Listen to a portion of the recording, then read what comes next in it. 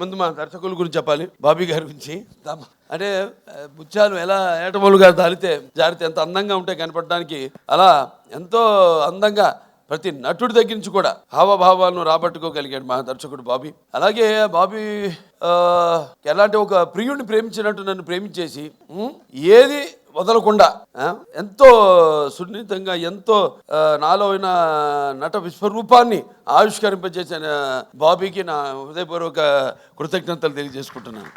ఒక నమ్మకం, ఏదైనా ఒక నమ్మకం ఉంటాను. అంటే ఆయన చూడడానికి ఎంత స్టైలిష్గా ఉంటాడు ఆయన, అలాగే ఫస్ట్ హాఫ్ లో కూడా నన్ను అంత స్టైలిష్గా చూపించాడు ఆయన బ్రహ్మాండంగా. ఇక ప్రతి చాలా ఎన్నో విషయాలు డిస్కస్ చేసి సినిమాలో మేము అనుకున్నవి తీసినవి కూడా కొన్ని ఉన్నాయి ఇంకా. కానీ సినిమా నిడువును పెట్టి ఎంత ఉండాలి సినిమా అంతే. ఒక పాయింట్, చిన్న పాయింట్ నాకు ఇప్పుడు అంటుంటాను, సినిమాని ప్రేమించకూడదు, మనం సినిమా తీయాలి అంతే. ప్రేమించా ఉంటే ఇక మన కంట్రోల్లో ఉండదు, సినిమా అన్నది వెళ్ళిపోతుంది.